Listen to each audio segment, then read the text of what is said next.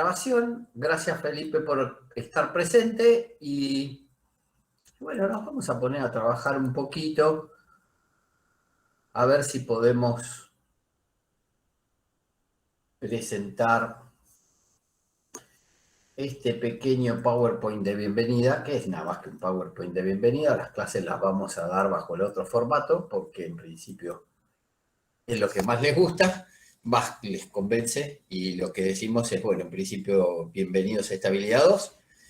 Los profesores de la materia somos quien les habla y Luis Osti, y los jefes de trabajos prácticos son tres: Agustín Bertero, Cristian Martín y Ariel Terliski.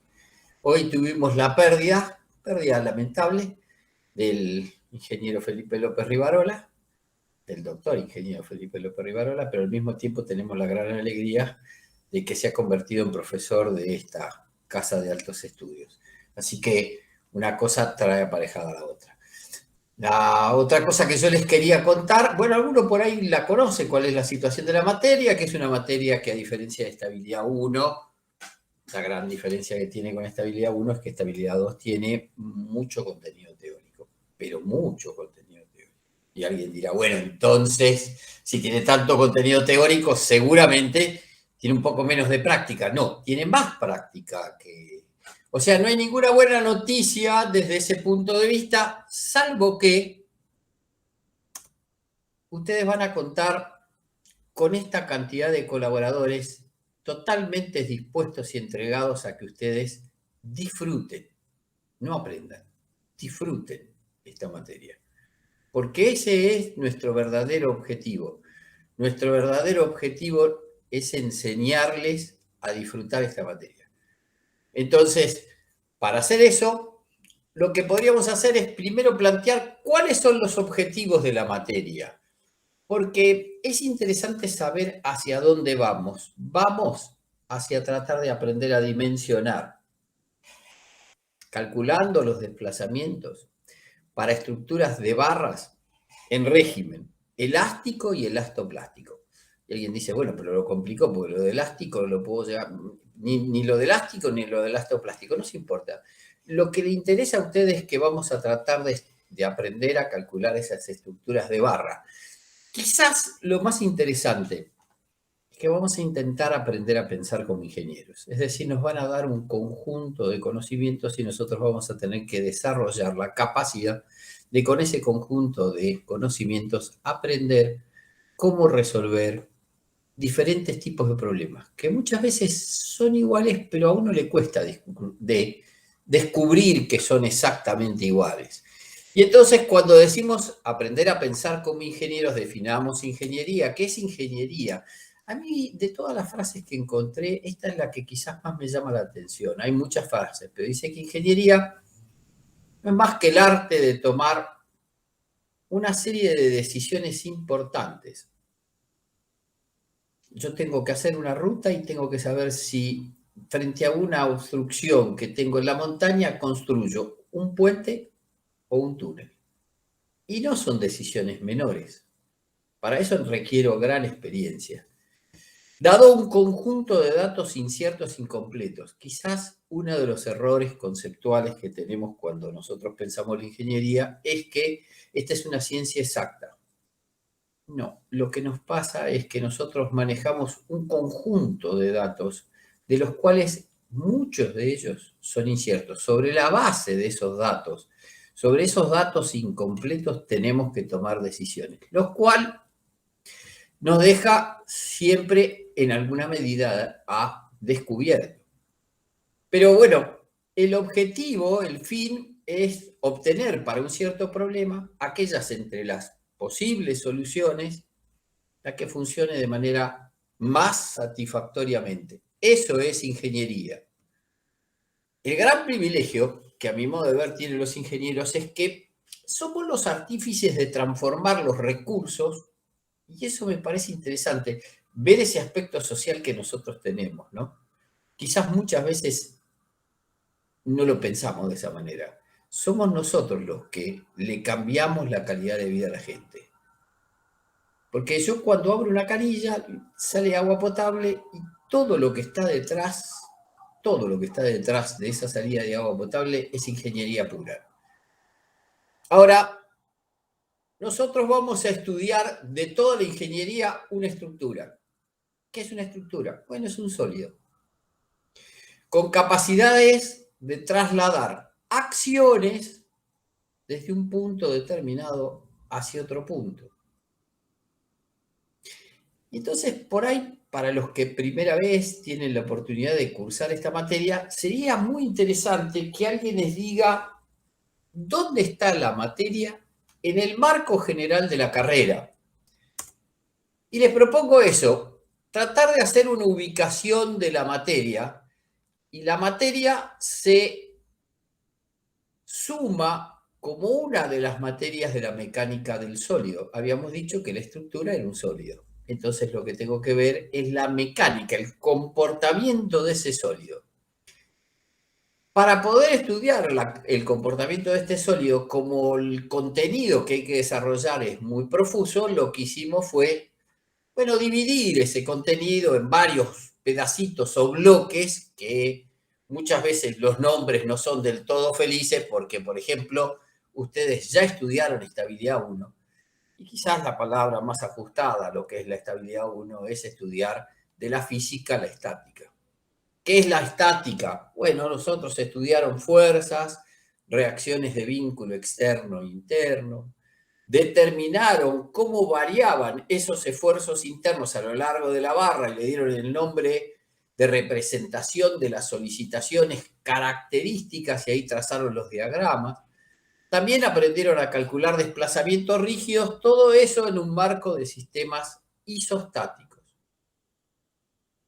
Bueno, ¿dónde va nuestra materia? Va en este segundo bloque. Ese segundo bloque habla, el nombre más ajustado podría ser, es una sugerencia, resistencia de materiales. ¿Qué es lo que vamos a hacer? Bueno, hasta ahora cuando hicimos esa determinación de las solicitaciones características, lo que hicimos fue encontrar cómo dos secciones que estaban infinitamente próximas, si yo las cortaba, veía que había esfuerzos al interior de pieza y decíamos, los esfuerzos de una cara a la otra cara se pasan a través del baricentro. No parece muy coherente. Parece mucho más coherente pensar en que esos esfuerzos se transfieren a través de todos los puntos que conforman la cara de una barra. Entonces, cambiamos algunos parámetros y en vez de hablar de esos esfuerzos internos, hablamos de tensiones, de deformaciones. Aprenderemos a dimensionar las barras solicitadas axilmente, a flexión, a torsión, a corte, y después finalmente calcularemos desplazamientos. La novedad es que vamos a trabajar sobre sistemas isostáticos y a la vez sistemas hiperestáticos. Claro, esto no alcanza y entonces alguien dice, bueno, hagamos otro curso más. Y ese tercer curso, bueno, algunos autores lo llaman análisis estructural. ¿Cuál es la diferencia con el curso anterior? Bueno, estudia estructuras un poco más complejas. ¿Por qué es la diferencia? Porque en el curso que nosotros vamos a trabajar, nosotros trabajamos con el comportamiento de barras aisladas, mientras que en estabilidad 3 van a estudiar un conjunto de barras y tratar de evaluar cuál es el comportamiento de esa estructura. Que de hecho la gran diferencia va a ser que esa estructura van a ser estructuras hiperestáticas, se van a dedicar fundamentalmente a los hiperestáticos. Pero le van a agregar como cosa distinta a lo visto hasta el presente, es que van a estudiar, por ejemplo, cargas móviles. ¿Qué son las cargas móviles? Bueno, si yo pienso en un puente, la estructura del puente es una carga permanente, está siempre, esa es una carga estática, fija, quieta, pero todo lo que transita por arriba del puente, eso es una carga móvil, ya sea un puente ferroviario, un puente vial, las cargas se desplazan. ¿Y cuál es la diferencia con la carga dinámica? Bueno, la diferencia con la carga dinámica que está puesta ahí es que las dinámicas son cargas que varían en el tiempo. Y eso es fácil de pensar si yo pienso en la cancha de River y pienso en la gente viendo un espectáculo apoyado sobre la cancha de River. Ahí hay una acción de carga aplicada sobre el terreno. Ahora resulta ser que ahí se desarrolla, por ejemplo, un festival y la gente empieza a saltar y aparece el efecto del pogo. Y ese efecto provoca un efecto de impacto que genera una carga de tipo dinámica. Si eso estuviese sobre la estructura, bueno, impactaría de esa manera. Como esto no nos alcanzó, todo esto estudió la teoría de barra. Es decir, hasta acá no nos fuimos de la barra y alguien dijo, bueno, entonces tiene que haber un cuarto capítulo que no estudie específicamente la barra y aparece lo que se llaman, o podríamos llamar, las aplicaciones estructurales de la mecánica del sólido. Y estas estudian estructuras especiales como pueden ser placas planas, cáscaras, y un concepto de viscoelasticidad que cuando veamos un poco de materiales, por ahí contamos 2 líneas de qué se trata la viscoelasticidad. Lo cierto es que estabilidad 4 ya trata no solo sobre la barra, sino fundamentalmente sobre la placa, las placas. Este es el contexto de la mecánica del sólido. Las 3 primeras materias, estabilidad 1, 2 y 3, son obligatorias. La 4 es selectiva. ¿Quién la va a hacer la electiva? Dice, bueno, la que tiene sentido es aquel que le entusiasme la parte de cálculo. Si le entusiasma la parte de cálculo de estructuras, probablemente le convenga hacer esa materia y ahí abajo aparecen otras materias que este departamento dicta, que son dinámica de las estructuras 1, pero ya vimos cargas dinámicas, ¿sí? Pero acá lo que vamos a hacer es profundizar en medios, vibraciones de medios discretos, vibraciones de medios continuos, análisis sísmicos, método de elementos finitos, análisis experimental de estructuras. Varias materias. Todo eso es la mecánica del sólido. ¿Qué trabaja la mecánica del sólido? Podríamos decir que la mecánica del sólido trabaja con materiales de tipos ideales. Ahora, si yo busco materiales reales y les pregunto a ustedes, si yo tuviese que hacer una estructura, ¿con qué la haría? Me dejaron solo hablando. Vamos, ¿con qué harían una estructura si ustedes tuviesen que construir una estructura? ¿Qué tipo de estructura? Cualquiera. La que quieras. ¿Con qué materiales lo construirías? ¿Eh? Madera, metal. Bien. Hormigón armado. ¿Qué más? O sea que alguien dijo hormigón, entonces vas a tener un curso de hormigón 1 y 2. Alguien dijo metales y vas a tener un curso de estructuras metálicas 1 y 2. Alguien dijo maderas, está dentro de mecánica de estructuras metálicas 1 y 2. Lo que no dijeron, el material clave que diferencia a los ingenieros civiles del resto de las ingenierías es esa última materia. ¿Por qué? Porque miren, si ustedes analizan los ingenieros aeronáuticos, tienen mecánica del sólido cuando estudian la estructura del avión, porque es un sólido solicitado por acciones. Entonces, tengo que sí o sí estudiar cuál es el comportamiento de la estructura. La gran diferencia es que el avión requiere desplazarse. Lo mismo le pasa al barco. La estructura del barco la tengo que estudiar. Es una estructura que se estudia con los conceptos de la mecánica del sólido, pero se desplaza. Lo mismo le pasa a los camiones. El chasis del camión se diseña, pero lo cierto es que se desplaza. La única gran diferencia es que nuestra carrera no se desplaza, no se corre del lugar, se queda vinculada al suelo. Entonces, hay una de las materias que es fundamental, es estudiar cuál es la mecánica del suelo. Y la interacción entre el suelo y la estructura es lo que se llama geotécnica aplicada o fundaciones. Y este es el conjunto de las estructuras. Acá está el total de materias que arma este bloque que se llama estructuras. ¿Es lo único que van a ver en la carrera? No, es una de las ramas de la carrera. Ahora hay muchas más ramas. Y para mencionar algunas, ustedes ya las han visto. Podrían ver construcciones e instalaciones. En transporte verán caminos, aeropuertos, puertos y vías navegables, ferrocarriles. Ya se lo contaron en Introducción en Ingeniería. En hidráulica verán hidrología, ingeniería sanitaria, hidráulica fluvial y marítima. Pero además habrá ambiental, legal, organización de obra.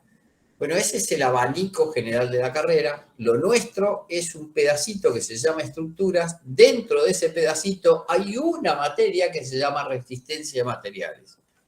Esa es la que estamos por empezar a ver. ¿Quedó más o menos claro dónde está la materia en el contexto general de la carrera? Sí, perfecto. Sí. Sí, bien, porque es piola saber dónde estoy y para dónde voy. ¿Tengo que ir por todo este camino? Sí, tengo que ver hormigón 1 y 2, tengo que ver estructuras 1 y 2, tengo que ver mecánica de suelo, la interfase suelo-estructura la tengo que ver, todo eso lo tengo que ver. Ahora, tengo que profundizar, si me gusta, sí. Si me gustan otras ramas, bienvenido sea. Acá hay otras infinidad de ramas con mayor desarrollo que las materias que puntualicé acá. Pero volviendo al tema, yo lo que le contaba es que nosotros hablamos de estructuras. Entonces, ¿cuándo decimos que una estructura es apta? Y decimos que una estructura es apta cuando cumple esta condición. Y ahora les pregunto, ¿qué querrá decir la condición RDD? ¿Qué se les ocurre?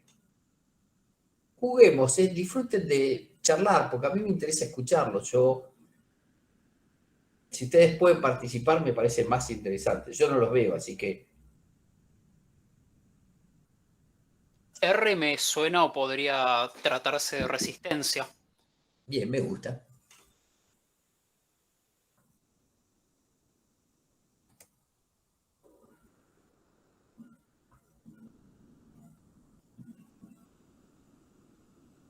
D de durabilidad. Podría ser De deformación. deformación o desplazamientos. Ahí está la segunda. Porque yo necesito que una estructura sea capaz de resistir, pero muchas veces mis limitaciones no están dadas precisamente por la resistencia, sino que yo no puedo obtener desplazamientos que estén por fuera del uso de la estructura que necesito. O sea, si se desplaza demasiado, si se alarga demasiado, si se deforma demasiado, no me sirve. Tengo que limitarlo. Y alguien dijo una palabra más que, si no le entendí mal, es durabilidad. Nosotros vamos a empezar a ver los dos primeros conceptos, resistencia y desplazamiento. Cada solicitación la vamos a estudiar de los dos lados en todo momento. Esta última no la vamos a estudiar porque no está dentro del contenido de la materia. Esta es la permanencia de estas dos variables, resistencia y desplazamiento, a lo largo de la vida útil de la estructura. De eso estamos hablando. Ahí tengo hierros que han quedado expuestos en una estructura de hormigón. ¿Por qué? Porque si esa misma estructura probablemente hubiese sido construida para ser usada dentro de la ciudad de Buenos Aires, ante la falta del contacto con los cloruros de sodio propios del mar, la agresividad de esos cloruros de sodio penetran el recubrimiento y afectan directamente al hierro, lo expanden al hierro, y eso hace que termine quitando, se llama exfoliación, se ensancha el hierro, y termina reventando lo que es el recubrimiento, lo saca el recubrimiento hasta que se cae el recubrimiento. Entonces la vida útil, la durabilidad, se ve reducida porque al quedar expuestas las armaduras, la posibilidad de que dure la misma cantidad de tiempo que si no estuviese expuesta al tiempo, no estuviese expuesta a estas condiciones, no se daría. Entonces, en un momento determinado, si estos tres conceptos nos quedaron claros, vamos a ver resistencia y desplazamiento, hablamos de acciones. Acciones, dijimos, la estructura es un sólido con capacidad de transferir acciones desde un punto hasta otro punto. Y ahora viene la pregunta de rigor. ¿Qué acciones hay? Tracción y compresión. Tracción y compresión. Bueno, sí. Torsión. Está hablando más bien de las solicitaciones que se generan. Pero ¿quién genera la tracción y la compresión, la torsión? Las Piense en la cargas. estructura. ¿Eh? No, dije las cargas. Las cargas, dijo. Bueno, las cargas. Pero yo dejé 2 casilleros más abiertos ahí. ¿Qué otros casilleros tendríamos que evaluar? Porque hasta ahora, cargas es lo que nosotros conocimos como fuerzas. Cuando agarramos una estructura, la cargamos con fuerzas. Fuerzas que hasta ahora estaban quietas, fuerzas que no eran dinámicas, pero siempre eran fuerzas. Por eso tiene la denominación, el primer capítulo que vimos, de estáticas. Eran cargas. ¿Pero son solo las cargas las únicas acciones actuantes sobre la estructura o deberíamos empezar a evaluar otras acciones hasta ahora no vistas? ¿Qué les parece? ¿Hay alguna El otra? propio peso, el del material. Bien, el propio peso, el peso propio de la estructura está dentro del concepto de las cargas, porque son acciones de fuerza, peso propio. Alguien podría decir, bueno, la sobrecarga para la cual fue dimensionada la estructura también es una carga, está dentro de ese concepto. Alguien podría decir, bueno, si está tomando eso, por ahí el viento, pensando el viento, actuando sobre una estructura, también podría haber sido considerado como una acción de cargas, porque es una fuerza actuante sobre la estructura. Una fuerza probablemente horizontal, no una fuerza vertical, gravitatoria, como las cargas que uno presupone que le aparecen dentro de una estructura, pero algo más disruptivo que cargas estoy buscando, algo que cambie la esencia, algo que no hayamos visto y que sin embargo no podemos, ¿se entendió? Barrimos un conjunto de cargas, cargas permanentes, sobrecargas, vientos, alguien podría decir, ¿y el sismo? Y el sismo también es una acción de cargas. Es precisamente una acción dinámica, precisamente una acción que aquel que le interese tiene un curso entero para poder meter las narices dentro del análisis sísmico. Nosotros no tenemos ese problema en Buenos Aires, sí se va a vivir a Mendoza, San Juan, sí tiene que pensar en estructuras antisísmicas, pero no dejan de hacer acciones que yo puedo representar a través de fuerzas. Pero tiene que haber otras.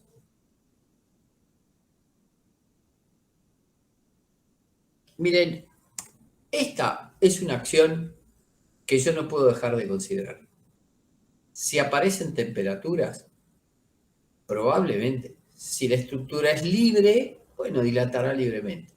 Pero si la estructura tiene limitaciones, es decir, si está restringida de la posibilidad de dilatarse, lo más probable es que la temperatura impacte, genere una acción sobre la estructura. Y tengo que considerarla. La tercera es la más difícil de contar porque es la más aislada de los conceptos que yo hasta ahora transité, es la más novedosa de todas. Habla de un cedimiento de vínculo. ¿Qué sería un cedimiento de vínculo? Bueno, imaginemos que tenemos una estructura construida y que esa estructura construida presenta, por ejemplo, que en coincidencia con alguna de las bases hay un pequeño asentamiento. Es decir, el suelo cede distinto que lo que cede el resto de las bases.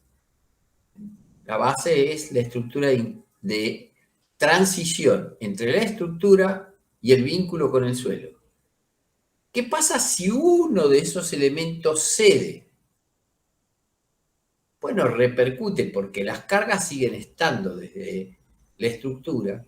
Como no se distribuyen tal cual lo que nosotros pensamos, al tener un vínculo que cede, hay una recarga sobre el resto de la estructura. El resto de la estructura tiene que absorber esas acciones de alguna manera.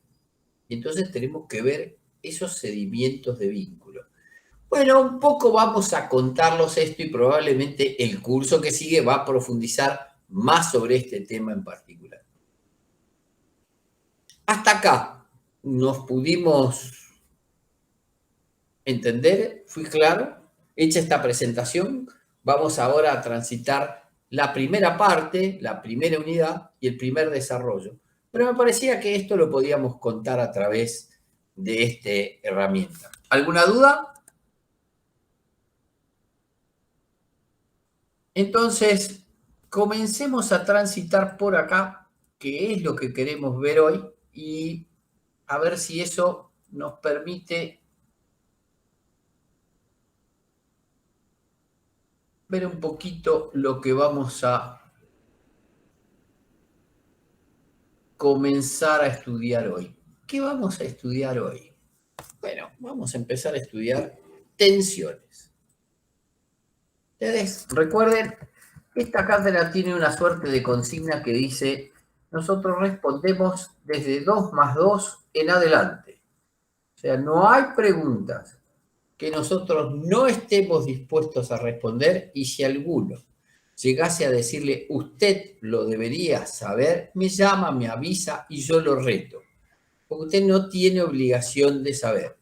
Conveniente que sepa estabilidad 1, pero nosotros tenemos que en todo momento permitirnos la posibilidad de acercarnos al alumno para que el alumno tenga la libertad de preguntar aquello que no terminó de entender, y yo tengo la obligación de explicarlo. Entonces, vamos a transitar sobre esa línea. Ustedes están viendo mi pantalla, ¿no es verdad? Sí, sí. Sí. Y bueno, entonces, miren, ¿qué nos enseñaron en estabilidad 1 Rita y Roberto Carnicero? Nos enseñaron que esta estructura que estaba vinculada a tierra, no importa cuál es el vínculo y no importa cuál es la estructura, todo lo que quiero es esquematizar conceptualmente la idea. Digo, este es un cuerpo vinculado, ahora ese cuerpo es un cuerpo vinculado que lo vamos a cargar, lo cargamos con un conjunto de fuerzas, de nuevo cualesquiera, y dijimos, uno de los pasos que hicimos fue calcular las reacciones de vínculo. A este le llamamos cuerpo vinculado. Es un cuerpo vinculado equilibrado. En equilibrio. Entonces calculamos las reacciones de vínculo, pero en un momento determinado, ese mismo cuerpo se nos ocurrió preguntarnos qué le pasaba al interior del cuerpo. Cuando se nos ocurrió preguntarnos qué le pasaba al interior de ese cuerpo, fue cuando dijimos, ¿y qué pasa si a este cuerpo yo lo corto? Y entonces dijeron, bueno, cortémoslo, y lo cortaron. Lo cortaron el cuerpo en procura de buscar al interior del mismo qué esfuerzos había adentro de este cuerpo.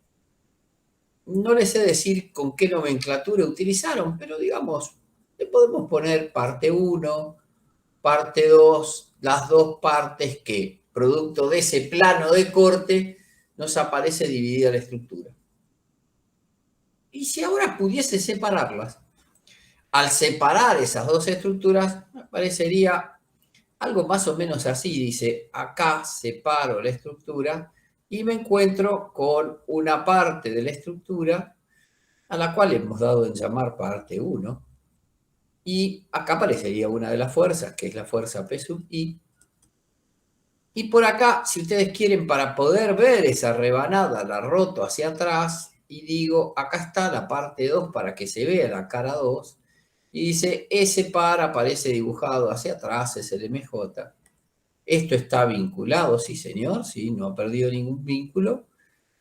Salvo que al cortar el cuerpo, ahora perdió vinculación interna. Vinculaciones internas que nosotros reemplazamos esos vínculos internos por algo que dimos en llamar reacciones de vínculo. Ustedes vienen usando terna derecha porque eso logramos acordar entre las cátedras de estabilidad 1 y 2 en que, por lo menos al comienzo de esto, ustedes manejen la misma terna. O sea, esta es la terna que ustedes vienen manejando, X y Z. Y entonces se encontraron que acá les aparecía un esfuerzo que estaba normal a la cara. Le dieron el nombre originalmente, como está normal a la cara, lo llamaron normal. Claro que ese normal también apareció dibujado acá. Dos normales, uno de un lado y otro del otro. Después vieron que aparecía un valor de corte asociado a estas dos direcciones, un cortante ahí y un cortante acá. A este lo llamaron cortante en I y a este lo llamaron cortante en Z. Esto aparece dibujado en la otra cara, igual en valor, pero el signo es al revés, porque si no la condición de equilibrio no se verifica. Acá aparece el cortante en I, me equivoqué, y este es el cortante en Z. Si me equivoco me paran, porque si no queda mal y a veces me paran después de mucho rato y hay que salvar un montón de errores que fui cometiendo a lo largo del desarrollo. Aparecían 3 momentos. Uno, coincidente con el eje de barra que dimos en llamar torsor, y 2 momentos que aparecían por acá que dimos en llamar flexor, flexor, flexor en I, flexor en Z, 2 flexores en juego. Acá está el problema, ya lo tenemos armadito. Dice, bueno, acá aparece el momento torsor y acá aparecen los 2 momentos flexores. Este es un flexor en la dirección I y este es un flexor en la dirección Z, y a través de estas reacciones de vínculo interno restablecimos equilibrio. Por las dudas, lo que hice fue agarrar una viga que estaba cargada, no me importa con qué carga, supongamos, y lo que se me ocurrió es trabajar con esta terna. Díganme si estoy de acuerdo con lo que vienen usando. Acá aparece el eje Z, acá aparece el eje Y de mi barra, y acá aparece el plano de corte con el cual corté la estructura y dividí la estructura en 2 medias estructuras. Es decir, ustedes aprendieron a calcular algo que si las agrupo podríamos llamarlas solicitaciones características y está armado por un juego de 6 valores. 6 valores que están dados por el normal y los 2 cortantes, el torsor y los 2 flexores. Y hasta acá creo que no hay ninguna novedad respecto de lo que ustedes han hecho. ¿Muy bien? Sí, perfecto. ¿Se entendió? Bien, perfecto. Entonces vimos. Entonces, ahora tratemos de ver qué pasa. ¿Por qué? Porque casi con certeza nosotros podríamos decir, si yo miro esta cara, que los esfuerzos se transfieran a través de este punto que dimos en llamar baricentro, no parece muy aceptable como criterio. Más bien yo pensaría que se transfieren a través de todos los puntos que definen la cara de la sección transversal. Eso nos lleva a pensar en un nuevo concepto. Dice, si yo en vez de trabajar con un único punto, se me ocurre trabajar con una cantidad grande de puntos, es decir, todos los puntos que configuran la cara, ahí voy a tener que hacer un nuevo concepto y aprender ese nuevo concepto. Ese concepto se va a llamar el concepto de tensión. Y acá empieza lo novedoso. Esto sí, no lo vimos nunca, esto no lo trabajamos hasta ahora y lo vamos a empezar a transitar. Entonces, ¿qué voy a hacer? Bueno, voy a tratar de ver este nuevo concepto de tensión, pero antes de meterme en el concepto de tensión, que lo vamos a descifrar, Vamos a repasar cómo definíamos el plano de una cara. Es decir, si yo corto una porción de barra, habitualmente la corto generalmente con planos verticales, pero ¿qué pasa si yo lo corto con un plano oblicuo cualquiera, como si esto fuese un salamín? Ahí lo corté y miren qué lindo nos quedó. Y entonces yo tengo mi terna, sigue siendo el eje de mi barra está acá, el eje Y aparece por acá y el eje Z aparece dibujado por acá entre medio y acá asoma. Y este es el baricentro de mi sección. ¿Cómo defino ese plano? Dice, bueno, el plano se define con lo que se llama el versor normal al plano. Versor, que es todo lo que necesito de álgebra, necesito un poquito de matrices y necesito algo de vectores, un versor. Dice, este es el versor de este plano. Si a este plano le damos nombre y a este plano decimos este plano que estamos trabajando, que es un plano inclinado, lo llamamos plano pi, lo que tendría que poder acotar cuánto vale esa dirección a través de este versor.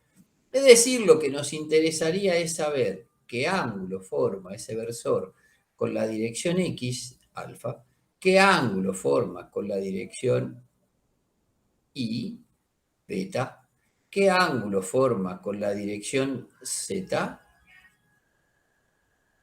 gamma, y si pudiese encontrar esos tres valores, podría trabajar con los cosenos encontrando que definimos ese vector con el coseno alfa, coseno beta, coseno gamma, y a algunos autores se les ocurre que una forma simplificada para no tener que escribir eso lo llaman L, M y N, que es L el coseno de alfa, que es M el coseno de beta y N el coseno de gamma.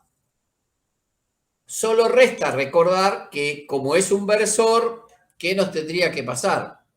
Que la suma de los cuadrados de los cosenos en juego tiene que sí o sí ser igual a 1.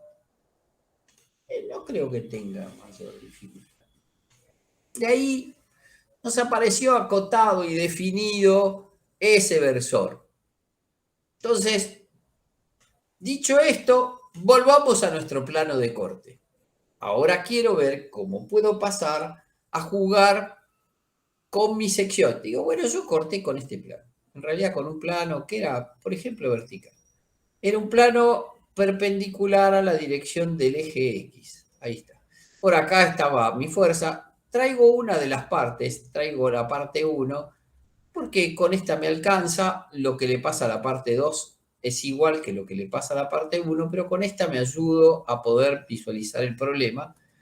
Dice, acá tengo mi terna de referencia, este es el eje X, este es el eje Y, y este es el eje Z, y me pregunto, si tuviese que definir este plano, que lo construí siguiendo perpendicular a la dirección de X, quiere decir que tomando esa consideración, el versor que ajusta a la definición de ese plano sería un versor de este tipo. ¿Cuánto valdría ese versor para este plano en particular? ¿Qué les parece? 0. 0 las tres componentes, pero no te da 1. Si 0 cuadrado más 0 cuadrado más 0 cuadrado no te da 1. Hay uno que no está bien. El coseno de alfa daría 1 y Bien. los demás valdrían 0. Correcto. Perfecto. Esa es la definición que quisimos buscar y aprender porque nos sirve para poder acotar de qué se trata el problema. El plano se definiría como el 1, 0, 0, que eso es la forma en que nosotros tenemos ingenierilmente de poder definirlo. Entonces nosotros decíamos que queríamos transferir a través de todos los puntos de esta cara, bueno, tomemos un punto cualquiera, tomamos este puntito y decimos, bueno, hagamos una cosa, tomemos un poquitito de área, un pedacito de área muy pequeño, a la cual lo vamos a llamar diferencial de área.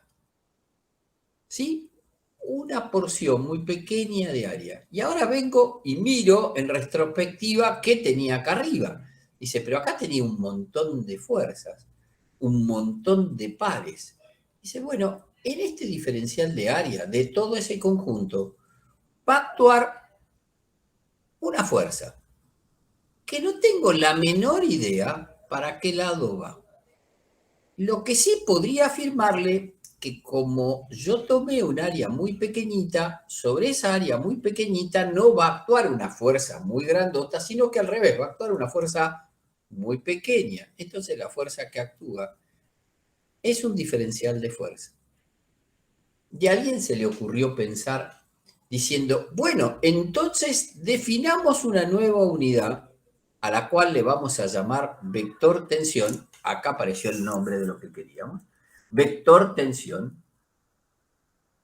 Vector tensión. Es un vector, tiene módulo, dirección y sentido. Sí, señor. ¿Por qué tiene módulo, dirección y sentido? Por la sencilla razón de que la fuerza es un vector. Y como lo que vamos a hacer es escribir el cociente entre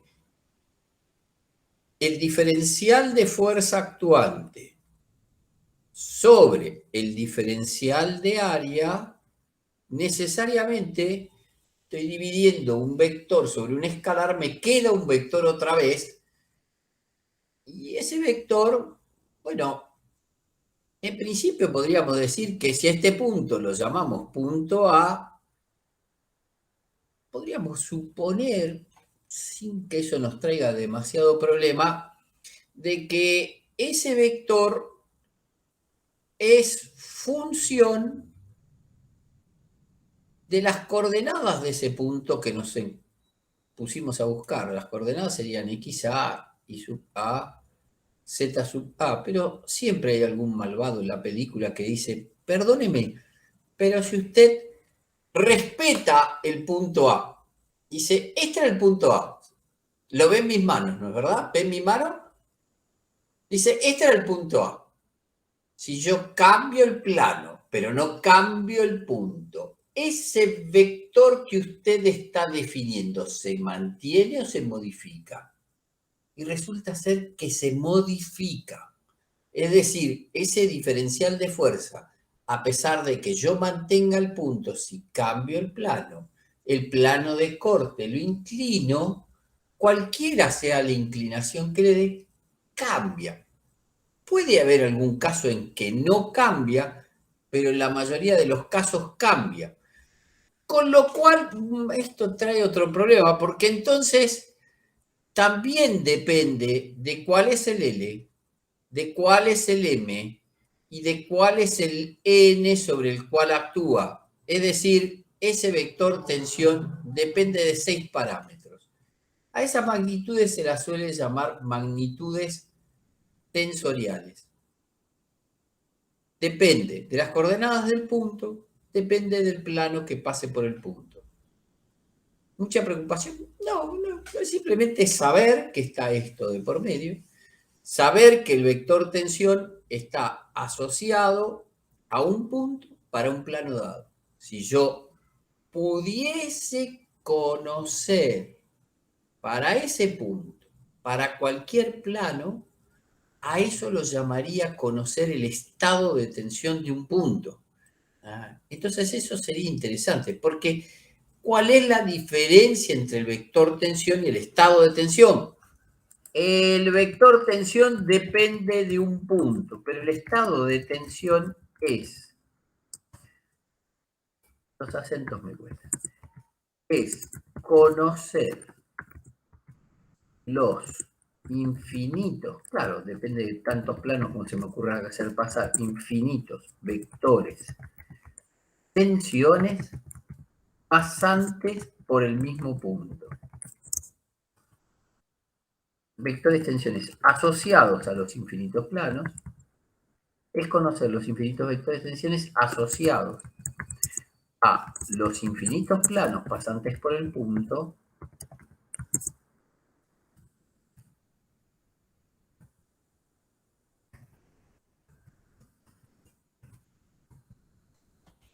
estado de tensión es para un punto conocer para los infinitos planos que pasan por el punto cuánto vale el vector tensión. Porque el vector tensión es 1, pero para el mismo punto puedo tener infinitos vectores tensiones. ¿Cómo? Y cambiando el plano ya, con eso me puede cambiar el diferencial de fuerza y por ende me cambia esa relación. ¿Dudas hasta acá? Entonces, yo digo dudas hasta acá y a continuación le meto el entonces, con lo cual no doy tiempo a que ustedes me digan, no entendí. Ustedes pueden parar el no entendí cuando se les ocurra, ¿eh? Porque eso es parte del juego. Entonces, yo vuelvo a repetir esto, miren.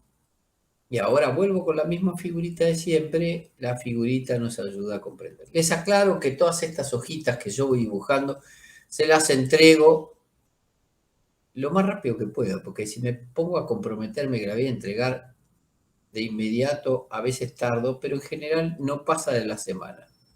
O sea, la semana suele estar para que ustedes tengan alguna herramienta de trabajo. ¿Qué dijimos? Que nos íbamos a parar a estudiar este puntito que estaba acá, que lo habíamos llamado A, y se nos ocurrió trabajar con una nueva unidad.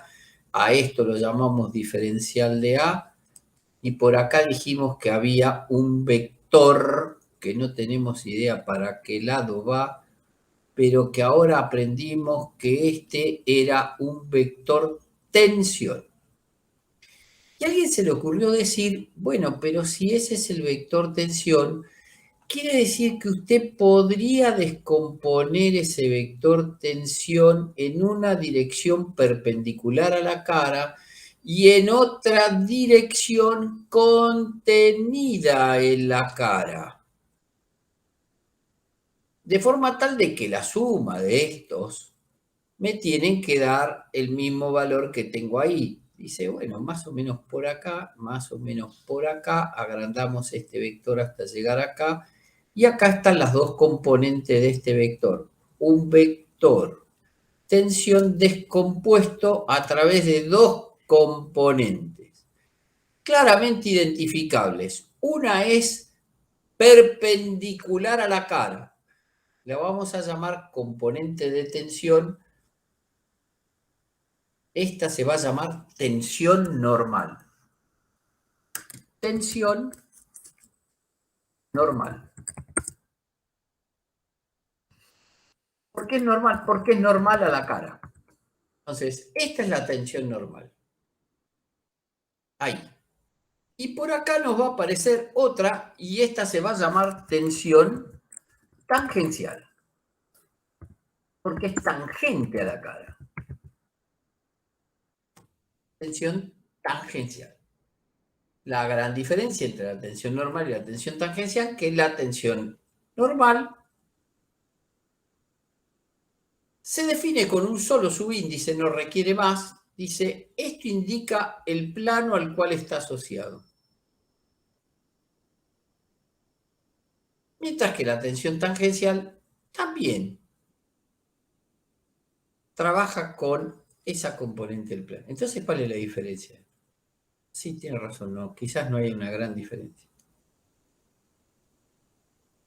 Salvo que a uno, hay alguien que se le ocurrió decir, bueno, pero espere, esa tensión tangencial, dibujo la cara de frente, estoy mostrando la cara ahora de frente para que se vea, y para que se vea la cara de frente y que se entienda lo que estoy dibujando, acá está el baricentro, acá está la terna, acá está uno de los ejes, el eje Y, acá está el otro de los ejes, el eje X,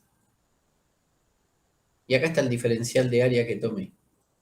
Me siguen perpendicular, saliendo, pinchándolos ustedes está la tensión normal, y por acá está la tensión tangente a la cara que está dibujada acá. Acá está la tensión tangente. Esta es la tensión tangencial al plano X. Y alguien dijo, sí, pero usted a su vez lo podría descomponer en dos. Qué molesto que son con esta. Bueno, pero se puede descomponer en dos. Sí, se puede descomponer en dos. Si usted quiere, a le podríamos llamar tensión tau XY. Claro, acá fíjense que en defino el plano, y con este otro subíndice defino la dirección para la cual está apuntando esa tensión. Con lo cual esta tensión que está acá, como está asociada al plano X, es una tau X, pero en dirección, perdón, acá me equivoqué de letra. Esto no es X, es Z. Z. Y entonces esta es una tau XZ. Y ahí me apareció una tensión normal y dos tensiones tangenciales que me permiten trabajar. Les pregunto, hasta acá, ¿fui claro? ¿Quedó alguna duda dando vueltas? Todo Se bien por entendió. ahora. Todo bien, se entendió, maravilloso. Entonces ahora se me ocurre ir profundizando un poquitín más, un poquitito más. ¿Qué pasa si yo pienso en el equilibrio? Entonces cuando voy al equilibrio digo, bueno, en vez de tomar eso, vayamos hacia adentro y en vez de tomar un área diferencial, tomemos un cubo elemental, un cubito elemental. O sea, extraigo una porción muy, pero muy chiquitita. Y miren lo que nos pasa cuando traigo ese cubito elemental. Acá está el cubito elemental. Por supuesto, lo voy a ampliar para que ustedes lo puedan apreciar y disfrutar. Ahí está el cubito elemental. Dice, acá está en juego ese cubito ampliado.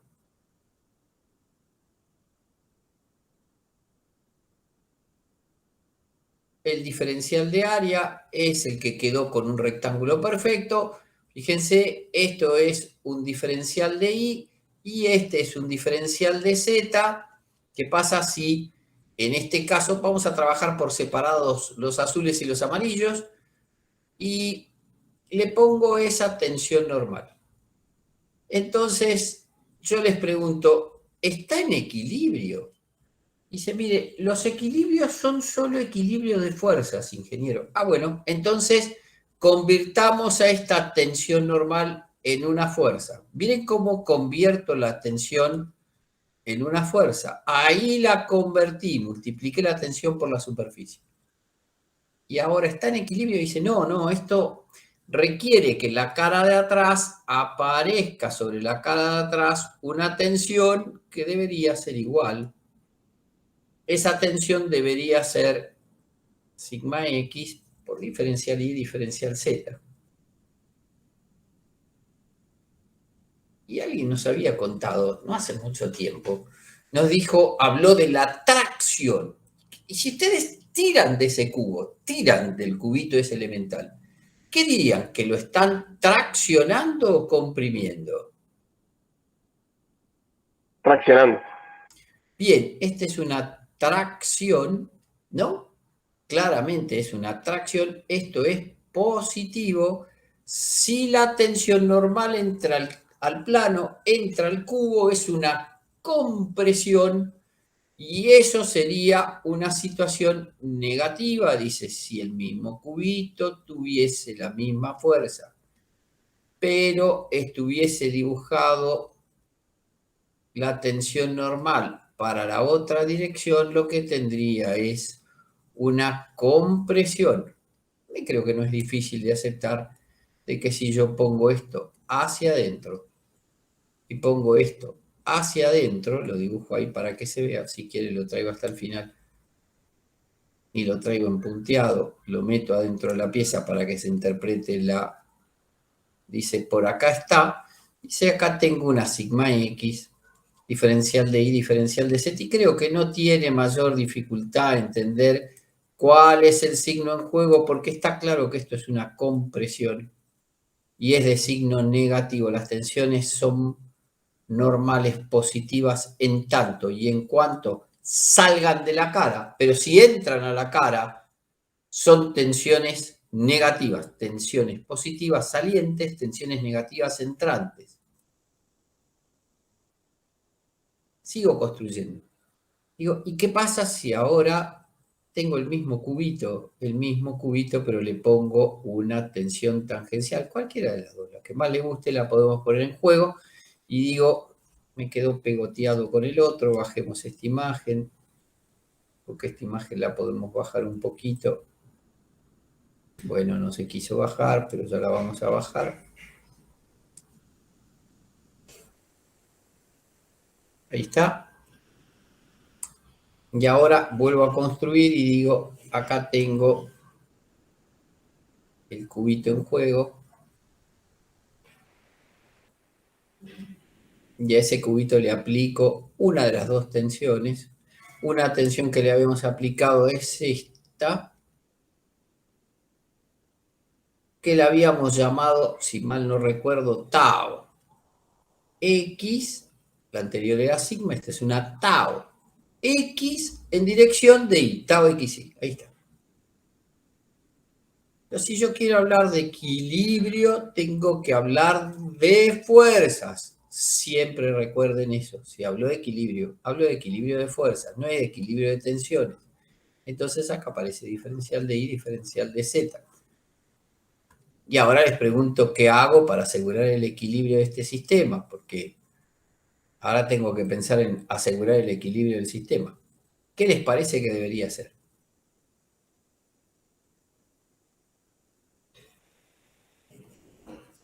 Debería poner una tensión igual y opuesta en la otra cara. En la otra cara le pongo una tensión igual y opuesta. Perfecto. Y ahí aseguré el equilibrio. Con los diferenciales, ¿no? Con los diferenciales, muy bien, con los diferenciales, juego con los diferenciales, ahí le puse los diferenciales, y ahí eso, ya está equilibrado. O sea, lo voy a mirar desde la cara de arriba para que lo puedan apreciar, a ver si estamos seguros de que podemos pasar al concepto siguiente. Ustedes me dirán si sí o si no, porque eso sería importante. Ahí tengo el cubito, recuerden, por acá estaba el eje X, para que ustedes recuerden cómo venía la bocha, porque ya nos perdimos la terna. Por acá estaba el eje Y, y por acá abajo aparecía por acá asomándose desde abajo el eje Z, con lo cual si lo miro desde arriba, si yo miro desde arriba la cosa, podría decir que este es el eje X y que este es el eje Y, y les muestro qué nos quedó en este sistema. Nos quedó una tensión que viene acá, que dimos en llamar tau XY, diferencial de Y, diferencial de X, de YZ. Ahí está el área, y del otro lado me apareció un igual que estaba acá. Y ahora le muestro desde arriba el problema para que ustedes me digan si con eso les parece que aseguramos equilibrio o no. ¿Ese cubo está equilibrado o rota? Rota, tiene un Está par de... rotando en el eje Z. Sobre el eje Z. Rota sobre el eje Z, producto de que acá hay un brazo de palanca, que es este diferencial de X. Bueno, en este cubo elemental van a intervenir, aparte de estas acciones que se llaman fuerzas de superficie, porque evidentemente están actuando sobre las caras del cubo, van a aparecer fuerzas volumétricas, fuerzas inerciales, un conjunto de fuerzas, pero en este primer capítulo no nos vamos a meter en ese bodrio, porque es un bodrio matemático enorme. Y entonces lo vamos a dejar para el final, cuando hayan transitado toda la materia y ya estén agotados y no den más, ahí le tiramos todo el bodrio sobre la cabeza. No, lo hacemos al final, porque habiendo entendido gran parte del desarrollo conceptual de la materia, es más amigable. No es que sea amigable. Quien te venda que esta parte es amigable, no lo es. Pero para los que les gusta estructuras, bueno, eso les encanta, les apasiona. Pero lo cierto es que ese cubo rota. Entonces, una de las soluciones, la llamo a Rita y le digo, Rita, ¿qué hago? Y dice, mira, hace una cosa, plantea sumatoria de momentos respecto del baricentro, porque en el baricentro deben de estar concentradas todas las otras acciones que vos no estás atendiendo. Bueno, Rita, ¿cómo no? Y entonces, ahí tomo lo que Rita me dijo. Rita me dijo, yo planteo sumatoria de momentos respecto al eje. El eje que está en juego es el eje Z, tal cual me lo dijo acá un compañero.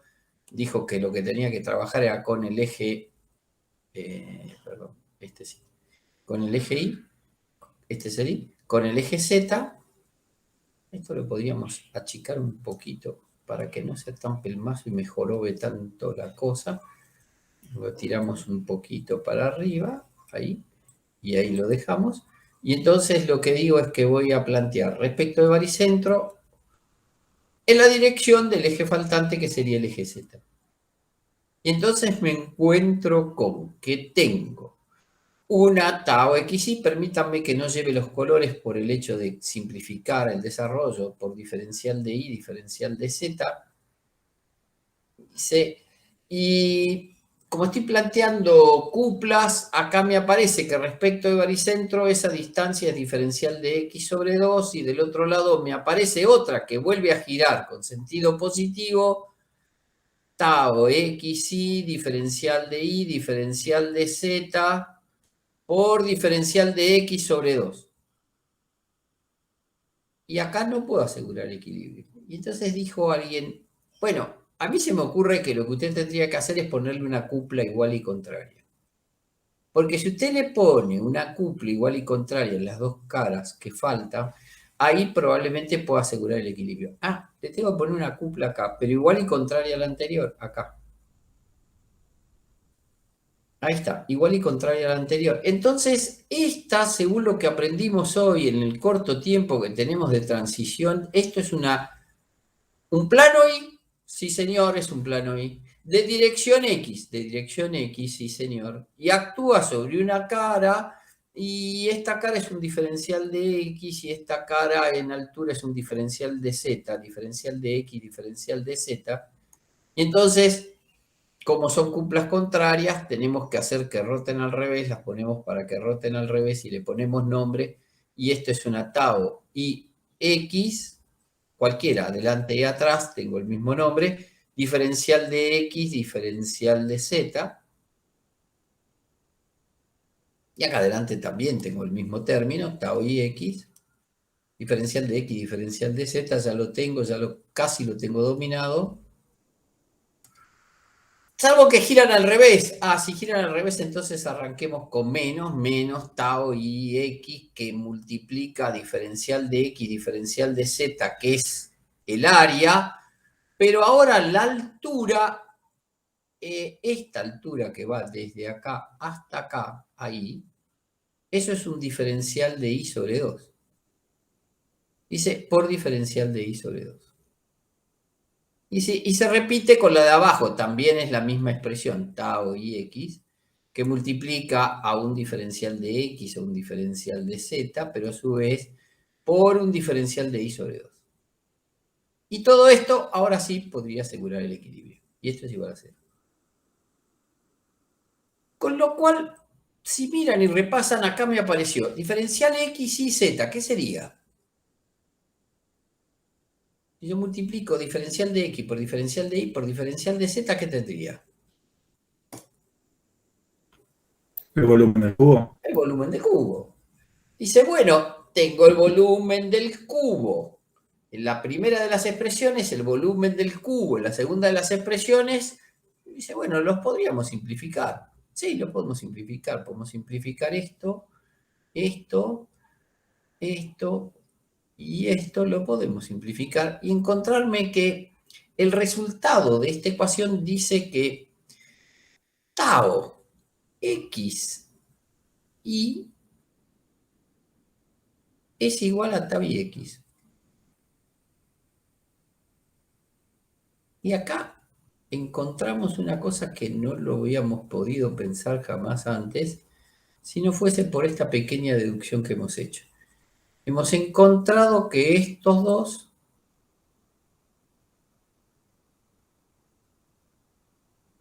son iguales entre sí. Con una condición adicional a eso, que es el hecho de que si ustedes miran esas dos tensiones, en un caso, bueno, no hay caso, se quiere quedar ahí, no se va a quedar centrado, quédate no centrado. Dice, si una tensión en caras diedras concurre a la arista, en la cara contigua concurre, diverge de la arista, diverge, concurre, y este es un teorema fundamental que lo vamos a usar hasta el infinito y más allá. Pero si en vez de haber trabajado con esa tensión y hubiese trabajado con esta, hubiese encontrado una situación análoga. Y si en vez de trabajar con este hubiese trabajado con la tercera es decir, con tau zx, hubiese encontrado otra situación similar que dice que el equilibrio se asegura colocando cuplas contrarias. Y ahí encontramos lo que se conoce, ay, qué feo quedó, lo que se conoce como el teorema de Cauchy, o Cauchy para los amigos. Este es el teorema de Cauchy. ¿Lo tengo que saber? Sí. En realidad todos tienen que saber, pero algunos puntos los van a aplicar siempre. Y este es uno. ¿Y me puedo olvidar? No.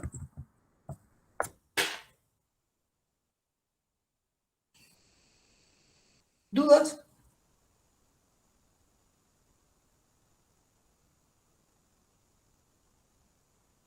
¿Cómo se define el signo de estas caras?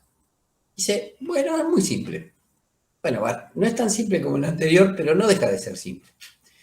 Dice, las tensiones serán definidas en función de si están aplicadas sobre caras positivas o caras negativas. Ah, ¿y eso qué es?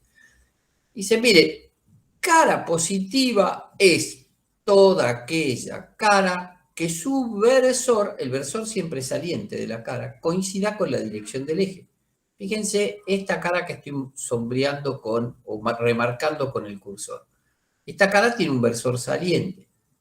Y ese versor saliente coincide con X. Voy a la cara de atrás, y en la cara de atrás ese versor es contrario a la dirección de la terna con la que vengo tomando como referencia. Bueno, las tensiones que aplicadas sobre cara positiva coincidan con la dirección de la terna, a esas se las llamarán tensiones positivas. Las tensiones que aplicadas en cara negativa no coincidan con la dirección de la terna, a esas también se las van a llamar caras positivas, porque es negativo por negativo, positivo. Entonces, lo escribimos acá, las tensiones tangenciales son positivas. Las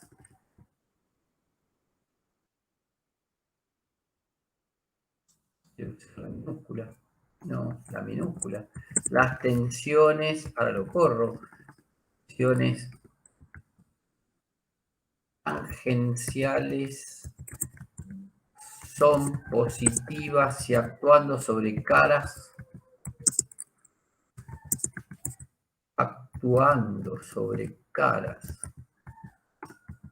sobre caras positivas, coinciden con la dirección de terna.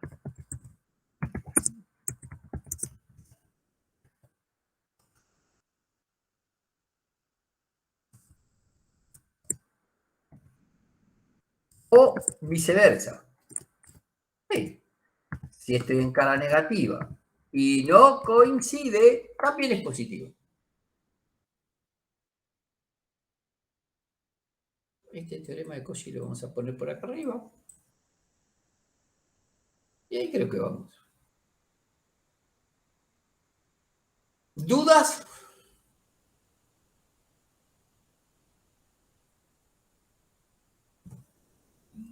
Por mi parte, no. Bien, sigamos entonces, porque alguno me dé un pie de partida, sigo. Cuando ustedes se aburren de la clase y dicen, necesitamos descansar, descansamos y no hay ningún problema. Llegamos a una de las herramientas cruciales que vamos a usar. Una, ya la contamos. Acá va a aparecer la segunda. Una novedad total. A estas se las llaman ecuaciones de equivalencia. ¿Por qué se las llaman ecuaciones de equivalencia? Porque podríamos definirlo en la transición de Rita a Alonso. ¿Qué quiere decir con eso? Y en la transición de solicitaciones características a tensiones. Transición de estabilidad 1 a resistencia de materiales. ¿Y cómo es eso? Mire, no es muy difícil. Es tan claro que podríamos hacer así. Copiemos dos dibujos que teníamos acá. Uno de los dibujos que nos puede servir es este dibujo que tengo acá. copio este dibujo que tengo acá. Esas láminas que ven de costado las vamos a usar más adelante. Y entonces las dejé guardaditas ahí para que después más adelante las usemos. Y traigo ese mismo dibujo acá. Y digo, bueno, vamos a poner ese dibujo por acá. Acá está uno de los dibujos. Quiero pasar de estabilidad 1 al nuevo estabilidad 2. ¿Y estabilidad 2? ¿Cómo paso a estabilidad 2? Bueno, este lo podemos dibujar para que no sea tan aburrido copiar y copiar. Y que ustedes se los dejo el laburo y no lo pueden hacer a la par que lo hago yo. Entonces le doy tiempo para que ustedes lo dibujen y yo dibujo por acá lo que sería pasar a estabilidad 2. Pasar a estabilidad 2 sería este cambio que estamos proponiendo. Acá aparece la fuerza, P sub I, y lo que quiero es transitar el problema, pero ahora no con solicitaciones características, sino con tensiones. Y entonces agarro y digo, si esta es la terna con la que me vengo manejando,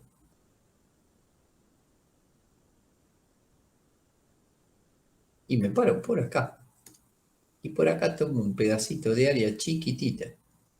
Ese pedacito de área me llevaba a pensar en una tensión que era perpendicular a la cara, que di en llamar tensión normal, y la expresé con la letra sigma, y X asociándolo al plano en el cual actuaba, y después la tensión tangencial que se me había ocurrido descomponerla en dos. Una que acompañase la dirección Y, y la llamé tau X en la dirección de Y, y otra que se me ocurrió, tangentes ambas, pero se me ocurrió trabajarla como tau X, pero en la dirección de Z.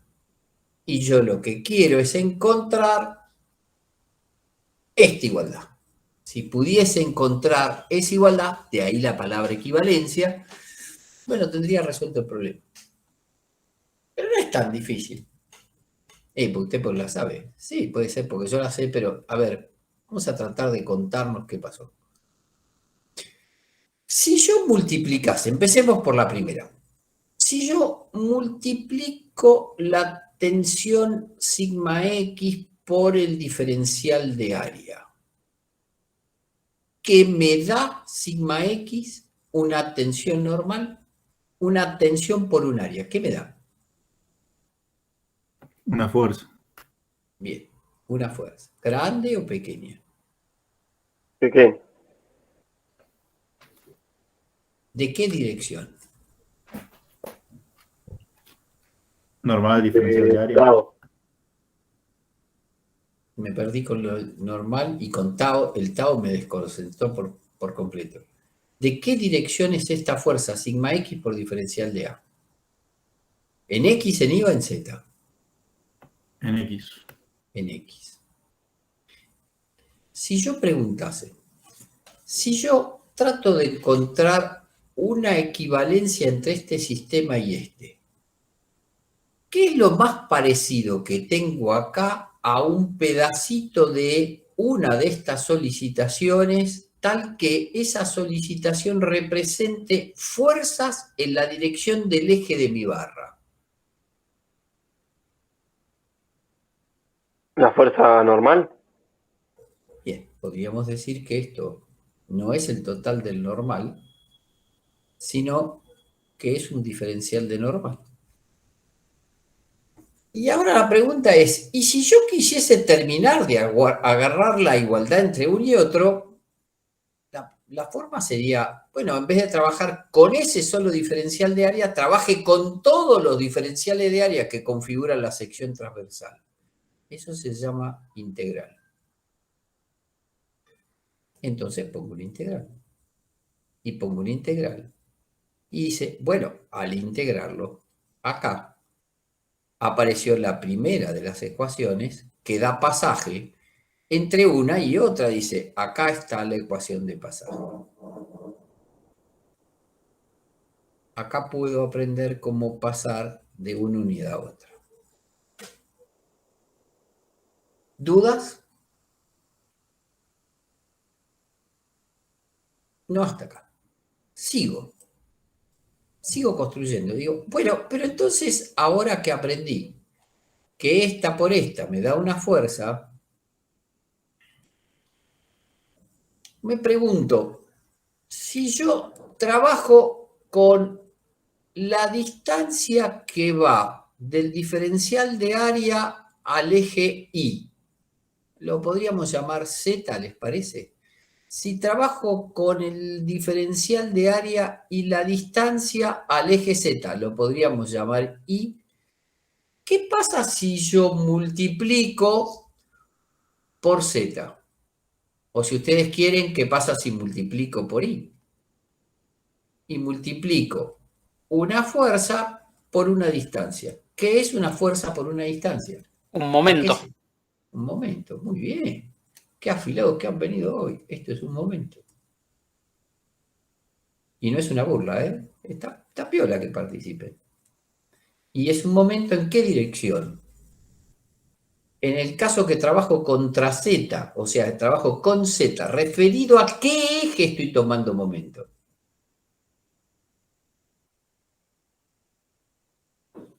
Si la distancia que estoy trabajando es una distancia que va desde el diferencial de área hasta este eje, el diferencial de momento está asociado a la dirección de este eje. Dice, este es un momento en Y. Entonces, este es un diferencial de momento en Z. Y si eso lo quisiese venir a buscar acá, ¿no podría decir que este es apenas un diferencial de MI y que este es apenas un diferencial de MZ? Dice, pero entonces ya sé que si usted le mete la integral a lo largo de todo el área, acá debe tener las ecuaciones que usted está buscando. Dice, acá tiene el momento en la dirección de Y. Y acá tiene el momento en la dirección de Z. ¿Correcto? Acá están dos ecuaciones de pasaje más. Voy a tener que hacer una pequeña corrección. Ahora la cuento. Nada imposible. Pero bueno, para ajustar sería conveniente que quede claro. ¿Se entendió hasta acá? Miren un detalle para que se pueda seguir. Si yo tomo el eje por acá y digo, este es mi eje Y, y yo tomo un diferencial de área que está acá abajo y trabajo con una fuerza que actúa producto de esa tensión normal acá, dice, esa tensión normal provoca un giro que en mano derecha podría ser reflejado de esta manera, dice. Acá aparecen los dedos de mi mano girando ahí, un dedo, otro dedo, no sé si se llega a dibujar bien la mano, pero ahí estaría la mano dibujada. Dice, eso me hace girar a esta estructura de esta manera, acá está la uña. Quiere decir que ese coincide, pero miren cuando lo dibujo al revés. Ahora dibujo el eje Z por acá. Dibujo el diferencial de área que tengo por acá. Y dibujo el sigma X que tengo por acá. Y ahora resulta ser que esto lo hace girar, dice, pero ahora veo que el dedo gordo va hacia arriba y el dedo de una de las manos es este, el otro dedo es este, el otro dedo es este, y acá me queda una mano grandota como la gran 7, pero creo que el concepto se entendió, y acá está la mano de la persona. Dice, ese gira negativo. Dice, bueno, entonces la que está con respecto a esta va a requerir un ajuste con un signo menos. Hay que ponerle un signo menos para ajustar expresión. ¿Crucial? No, para nada, no tiene mucha importancia.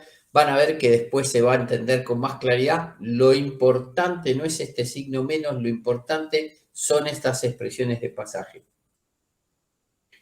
Sigo, salvo que ustedes me digan no entendí algo y entonces paro, pero si no me paran, yo sigo construyendo y vamos acercándonos al primer descanso de la noche. Sí, yo tengo una pregunta, disculpe. ¿Por qué tensión en Z? A eso no entendí. No entendí la pregunta. ¿Por qué tensión en Z? Yo nunca hablé de la tensión en Z. En el último ejemplo, el de la mano que dibujó, ahí puso... Puse momento en Z, porque vos mira, si vos tenés una fuerza y esa fuerza está separada de tu eje una distancia, que vos podés llamar, y fuerza por distancia es par. Para que se vea que esto es una fuerza, ahí la convertí en fuerza. Ahí la convertí en fuerza. Acá la distancia que está en juego es esta distancia y esto es Z. Fuerza por distancia, pero cuando le pones la mano en juego te queda el índice hacia arriba, mientras que en el otro caso te queda coincidente con la dirección del eje. Pero te da una cupla, como te da una cupla es un momento.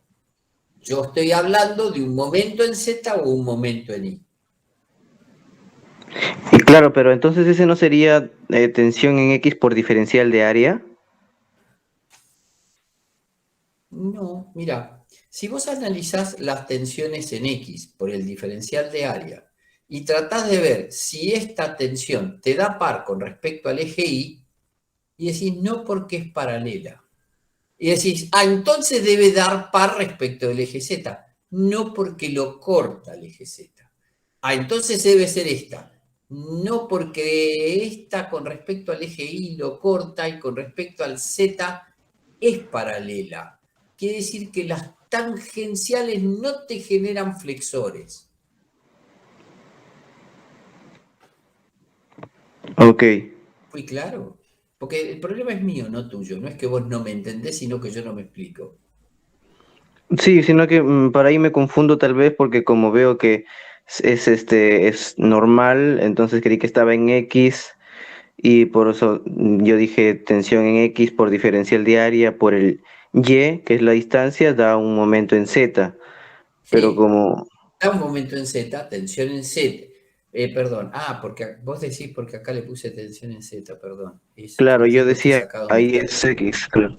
Te pido mil disculpas, el error es mío.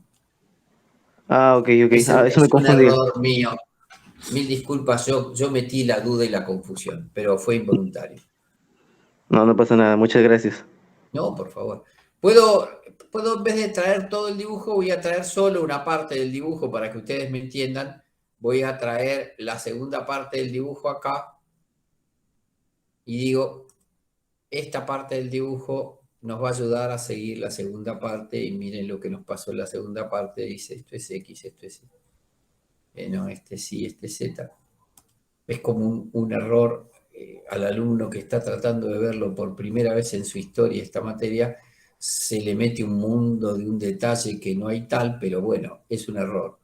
Y entonces eso genera esa duda.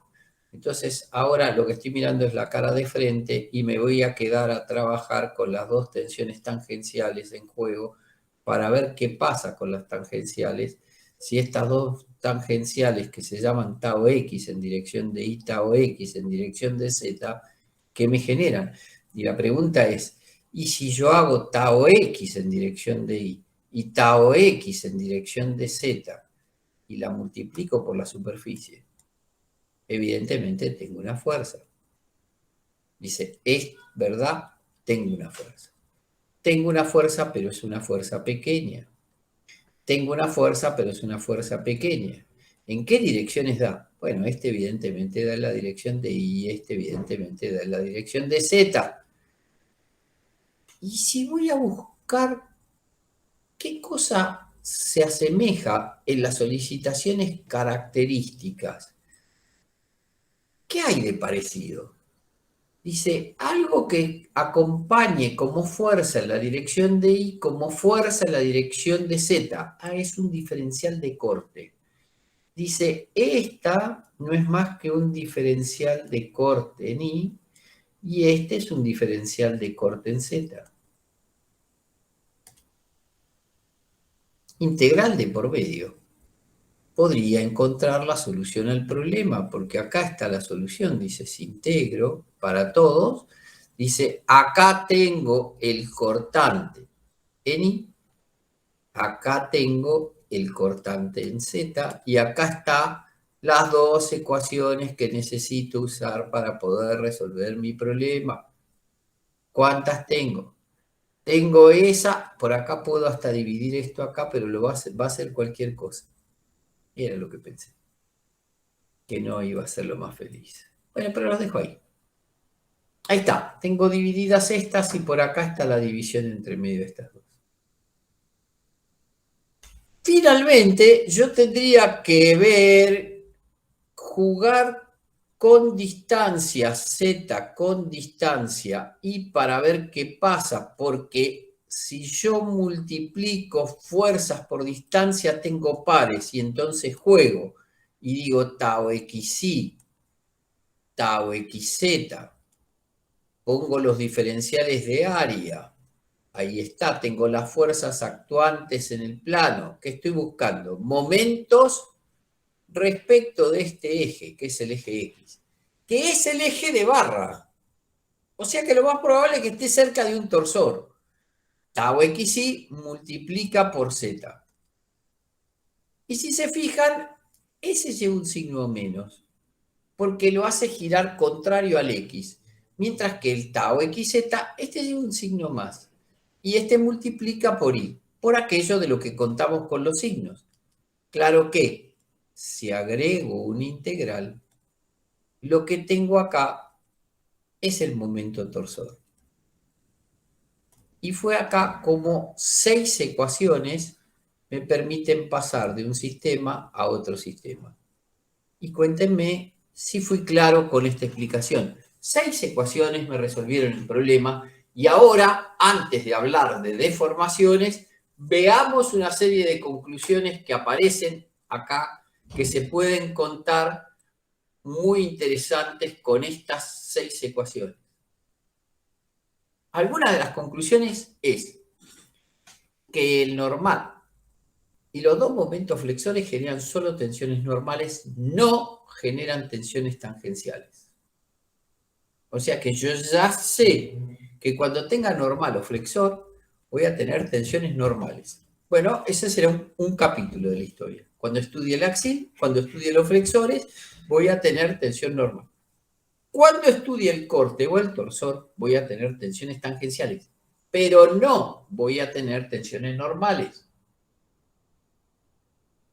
Creo que eso es amigable, sale de estas ecuaciones, no hay nada más que pueda decir, y ahí me parecieron una definición interesante, porque ya sé qué me va a generar cada una de las solicitaciones características. Pero ahora viene otra cuestión más. Fíjense un detalle, si yo pudiese conocer cuánto vale la tensión normal en cada uno de los puntos de mi sección transversal, podría conocer cuánto vale el esfuerzo normal, cuánto vale el momento flexor, cuánto vale el momento torsor. O sea, conocidos estos valores punto por punto, podría escribir el cortante y el torsor. Y ahora les cambio la pregunta. Pero si yo conozco lo que Rita me entregó, o sea, los normales, el flexor, los cortantes y el torsor, si conozco las solicitaciones características, ¿puedo escribir cuánto valen las tensiones punto por punto? Y la respuesta es no, porque puede ser que esas tensiones varíen y yo no tengo manera hasta ahora de fundamentar que no varían. Entonces tengo un problema. En una determinada dirección, es decir, conocidas las tensiones, ir hacia las solicitaciones es un problema que se resuelve con 6 ecuaciones porque 6 son las incógnitas. Conocidas las tensiones, puedo sacar las 6 características. Conocidas las 6 características, si quiero ir hacia el lado de las tensiones, es un sistema hiperestático. ¿Por qué? Porque tengo infinitas incógnitas, más cantidad de incógnitas que el número de ecuaciones que me aporta la estática, primer curso de este desarrollo. Entonces, ¿cómo se resuelven los sistemas hiperestáticos si yo sé que lo único que tengo son ecuaciones de estática? Buscando ecuaciones de deformación. ¿el cuerpo va a dejar de ser rígido? Sí, el cuerpo dejará de ser rígido para pasar a ser un sólido deformable. Y ese es el capítulo que sigue. Si ahora habríamos hablado de tensiones, bueno, hablemos de deformaciones, hablemos de desplazamientos. Pero antes de eso, pregunto, hasta acá, ¿me pudieron seguir? ¿Hubo alguna duda? ¿Quieren hacer un corte ahora? ¿Quieren seguir un ratito más?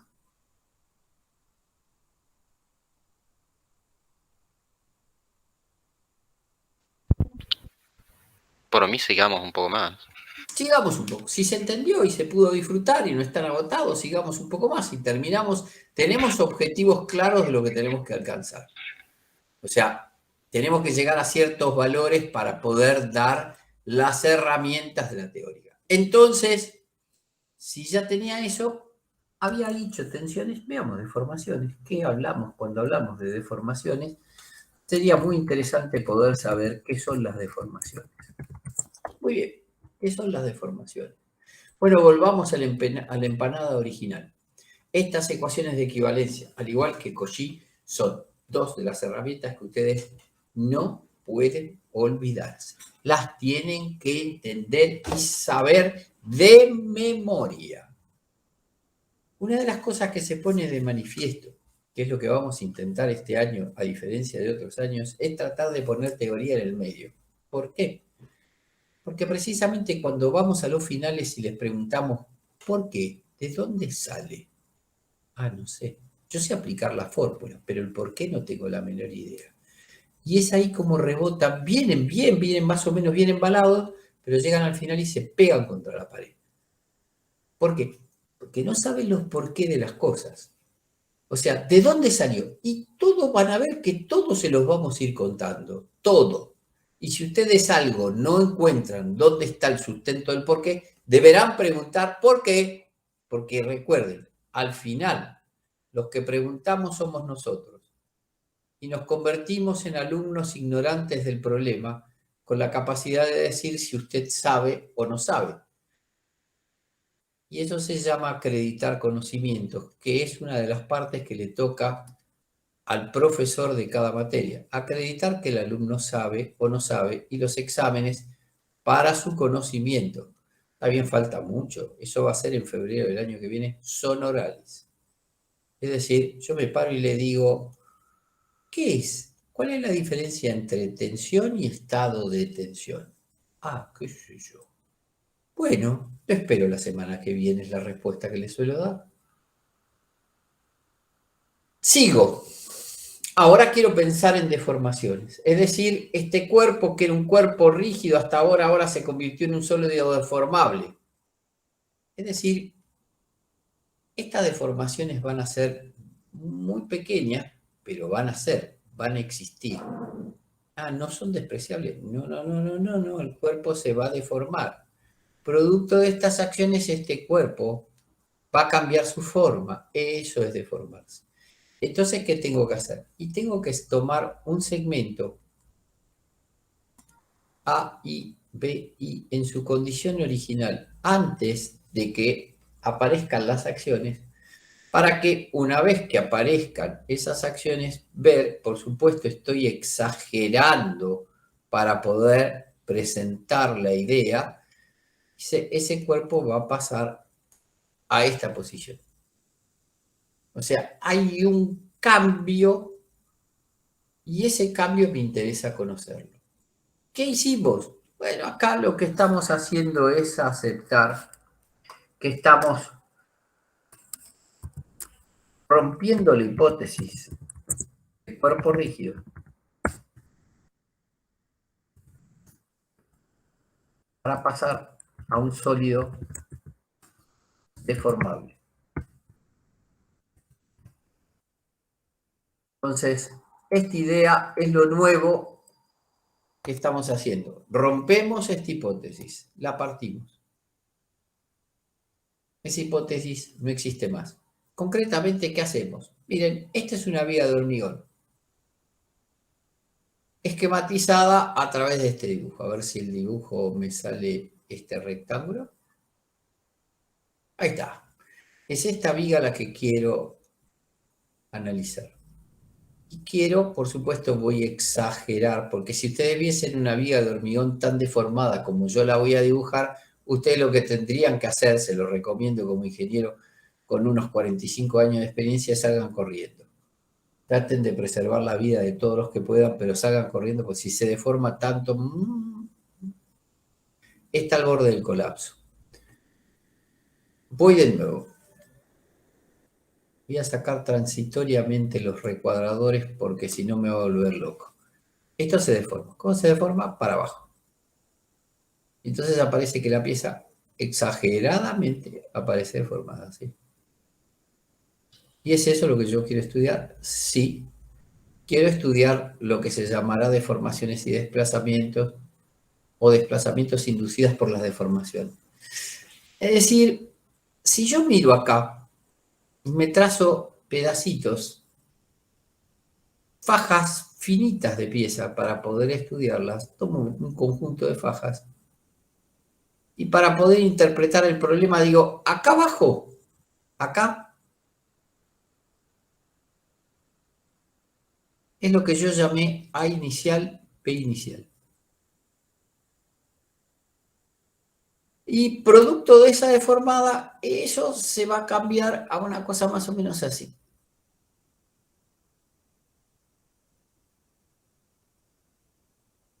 Las fibras de arriba se van a unir y las de abajo se van a separar.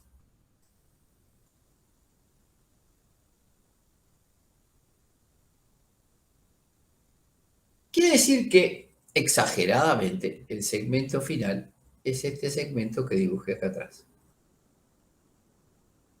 Y ese segmento podría ser considerado A final, B final. Por supuesto, vuelvo a repetir, es muy exagerada la historia. Lo vuelvo acá afuera, todavía ampliándolo más. Pero lo que dije es que ese segmento A inicial, B inicial, está acá. Esto es A inicial, esto es B inicial. O sea, inicial significa la estructura sin carga. Y en un momento determinado, por lo que vi en ese dibujo, esto baja. Y en un punto determinado, bueno, podría decir que este punto hace contacto con A final. Y este otro punto baja. Y entonces acá aparecen desplazamientos sin deformaciones.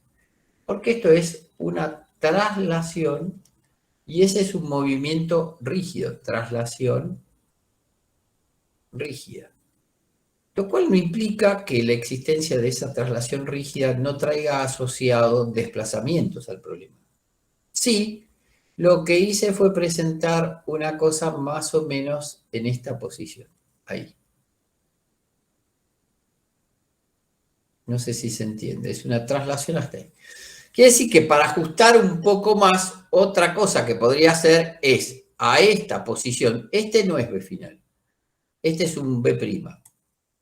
Lo que podría hacer es darle a este segmento una rotación. De modo tal de que este punto pase a estar acá. Y este es un B segunda. Con lo cual acá hubo un ángulo de rotación y esto es una rotación rígida.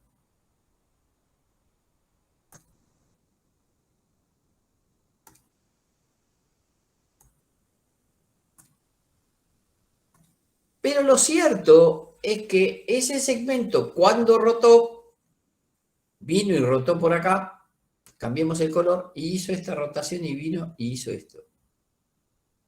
Y me quedó apoyado acá, ahí en ese color azul.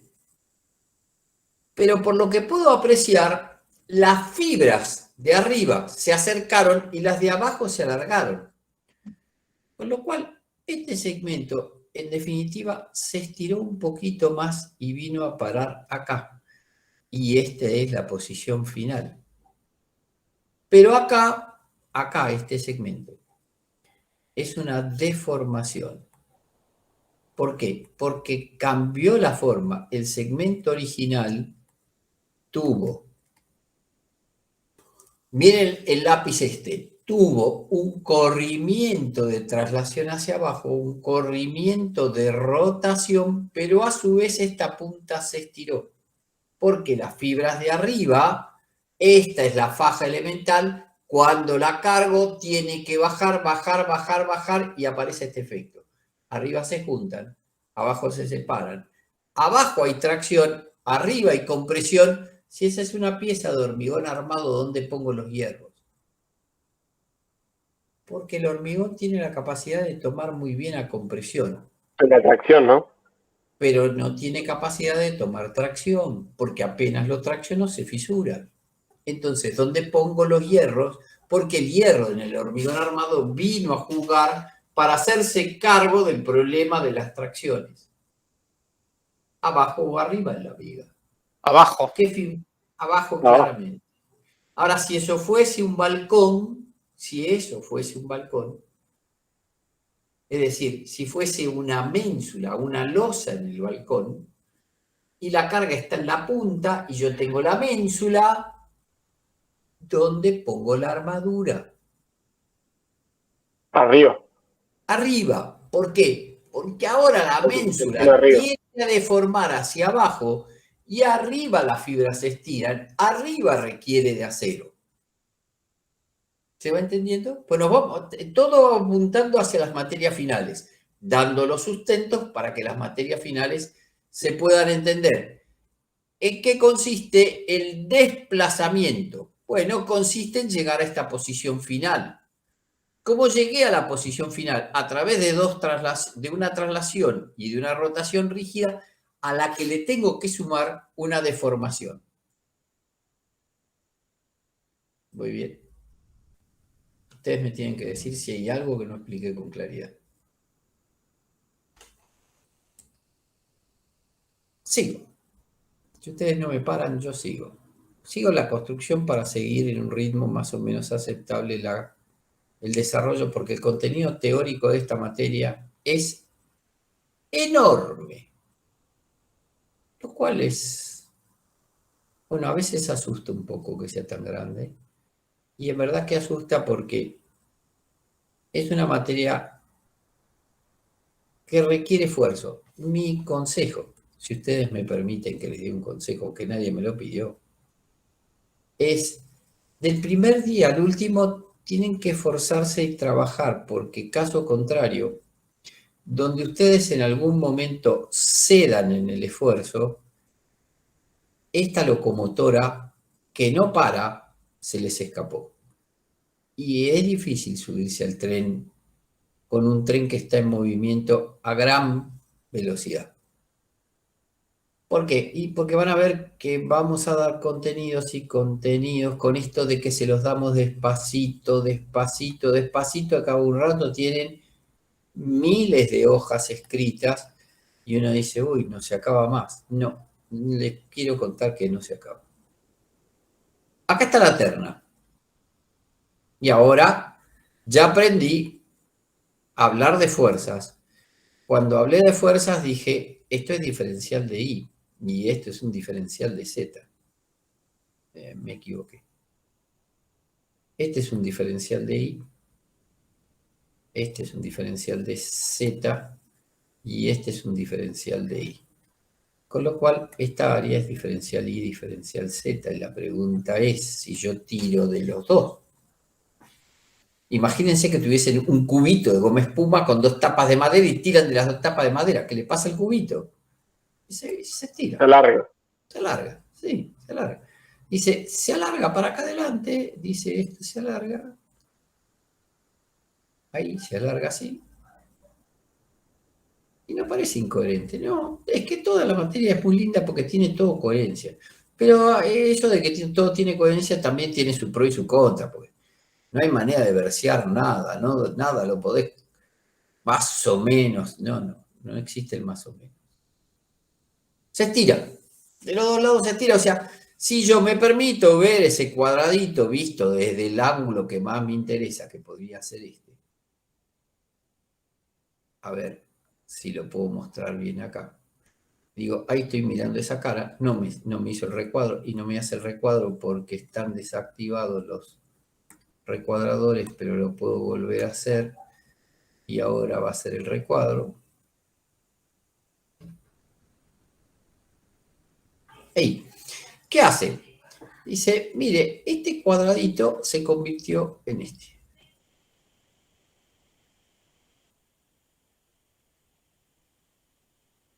Y una de las cosas que se logra apreciar es que, además de estirarse, en los sentidos transversales tiende a encogerse.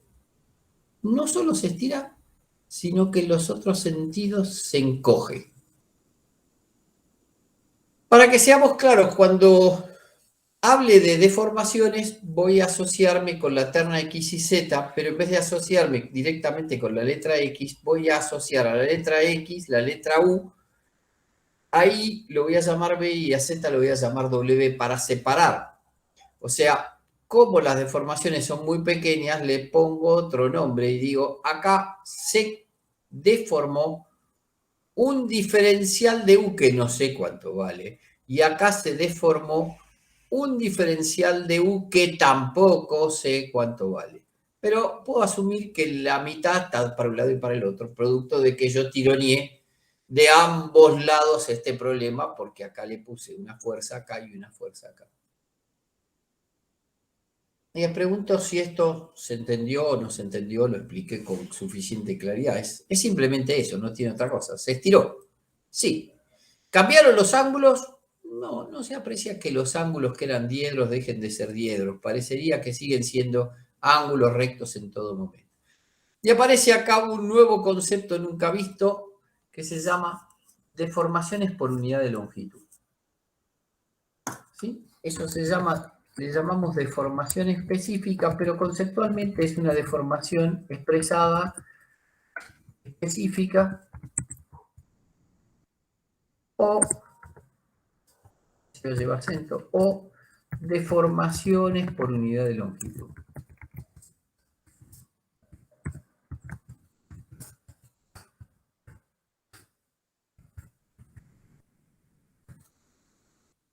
¿Qué es una deformación por unidad de longitud? Bueno, le vamos a dar la letra griega epsilon. Dice, epsilon va a ser expresado como la variación de longitud que sufrió un segmento, es decir, longitud final menos longitud inicial, dividida la longitud inicial. Variación de longitud sobre la longitud. Algo así como si yo le dijese una viga pesa 70 kilos por metro, tengo una viga de 3 metros, pesa 210 kilos. Bueno, la viga se estira 1 centímetro por cada metro. Si tengo 3 metros, la viga se va a estirar 3 centímetros. De eso estoy hablando. ¿Cuánto se deforma? Por unidad de longitud. Y entonces, ahora puedo hablar de deformaciones específicas asociadas a la dirección que estoy trabajando. Dice, entonces epsilon en la dirección de X no va a ser más que la variación de longitud. La variación de longitud es diferencial de U sobre la longitud inicial. Y la longitud inicial, fíjense que la longitud inicial es diferencial de X. Este segmento es diferencial de X. O sea, dividido el diferencial de X. Y acá encontré una nueva unidad. Deformación específica por unidad de longitud. ¿Pero tiene mucha complicación? No, es así de sencillo. Y ahora sigo en esa construcción. Y dice, bueno, si yo sigo en esa construcción, perdón, no era lo que quería. ¿Hasta acá alguna duda? Dice, ¿qué cabe ahora? Y cabe que le ponga tensiones tangenciales para ver qué efecto provoca una tangencial aplicada sobre ese cubito elemental cuando actúa una tensión tangencial. Pero veamos qué le pasa al cubo cuando actúa una tensión tangencial. Tengo este cubito y ustedes me tienen que ayudar a interpretar cómo se deforma o cómo les parece que se puede deformar este cubito elemental, que de nuevo puedo, para que ustedes no se pierdan, volver a representar mi terna de eje de barra, que era la que nos contaron y que sigue siendo la misma que tenía por acá.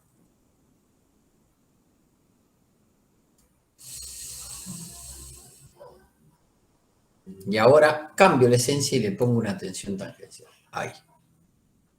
Y me acuerdo que estaba este señor famoso llamado Cauchy o Cauchy, como a ustedes más les guste, y aparecía una tensión tau en cara X de dirección Y, que actúa sobre un diferencial de Y, diferencial de Z, y acá me aparecía una tensión tangencial por acá, y otra tensión tangencial por acá, y una que actúa en la cara de frente. A esta le vamos a poner el nombre para que nos quede registrado. Esta es una tau en Y de dirección X, que actúa sobre una superficie que no es la misma que la anterior, porque ahora interviene diferencial de X, es diferencial de X, diferencial de Z, y hay un juego de fuerzas en juego que si lo vuelvo a mirar de la tapa de arriba, lo vuelvo a mirar desde la tapa de arriba porque ayuda a mirarlo desde esta tapa. Me parece a mí que eso te ayuda a comprender el problema. En la tapa de arriba lo que tenés es que esta dirección es X, que esta dirección es Y, y que lo que tenés en juego son este juego de amarillos que están jugando acá, donde acá hay una, acá está la otra, acá está la otra, y acá está la otra. Todas estas son las fuerzas producto de las tensiones, y ahora le pongo nombres y les pregunto si esta es la posición inicial de A, esta es la de B, esta es la de C y esta es la de D. ¿Qué les parece que le pasa a esa pieza cuando le meto tensiones tangenciales?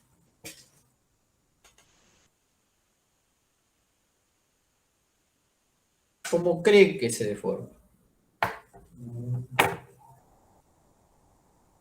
Así más o menos viendo las direcciones que pusiste, creería que los puntos A y D se separarían entre sí y los B y C se acercarían.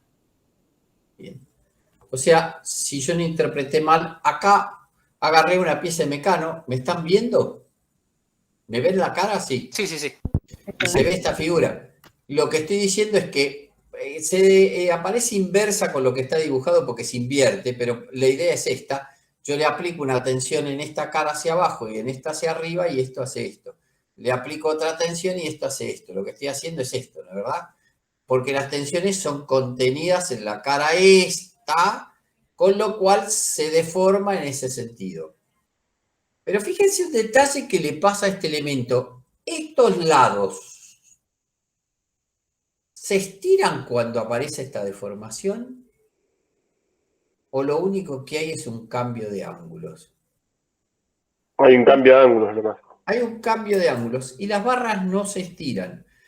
O sea, esta barra tal cual nos contó el compañero, dice, por acá viene a parar, por acá viene a parar, exageradamente, por acá viene a parar y por acá viene a parar, y dice, acá tengo el rombo inducido por esas fuerzas. Y ahora te quiero ver, Marito, cuando te toque dibujar eso en perspectiva. Bueno, él dijo que esto era por acá, que esto más o menos venía por acá, y dijo que esto venía por acá, y que esto venía por acá, y dijo que más o menos él pensó que este cubo se convertía en una cosa así. Y si por acá, y esperemos que me salga lo más lindo posible, esto baja por acá, y dice que por acá se metió para adentro, baja por acá. Y acá está la deformada inducida. ¿Hay un cambio angular? Sí, hay un cambio angular. Pero fuera de ese cambio angular, dice, lo que no se ve es que haya variación de longitudes como pasó en el caso anterior. Entonces, acá lo que se pone de manifiesto es que si yo tomo como referencia la dirección de X por acá y la dirección de Y por acá, podría decir que este lado giro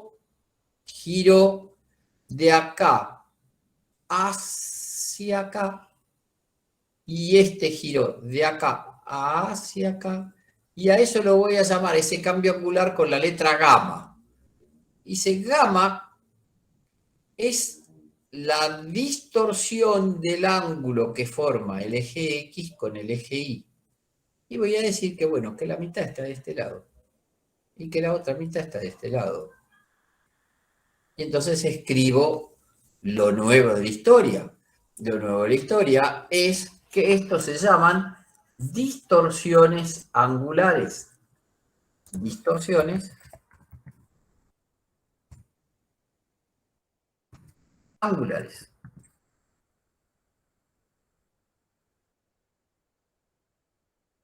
Ahí está. ¿Qué quiere decir? Dice, mire, cuando le aplica tensiones tangenciales, lo que se pone de manifiesto es que los ángulos que eran ángulos rectos dejaron de serlo, pero lo que no se pone de manifiesto es que los lados del cubo se estiren. A diferencia del anterior, en que los lados del cubo se estiraban, pero los ángulos no se modificaban. Pregunto, ¿se entendió? ¿Hasta casi? ¿Quieren un corte de 5 o 10 minutos como para poder cambiar el agua del mate y seguir? ¿Les parece apropiado? Porque ahora la premisa de lo que falta construir, que falta todavía construir para la clase de hoy, es una pregunta que nos podría dar pie para después empezar a trabajar. ¿De qué dependen las deformaciones? ¿De qué dependen? Del tipo de material, de la fuerza que estés haciendo.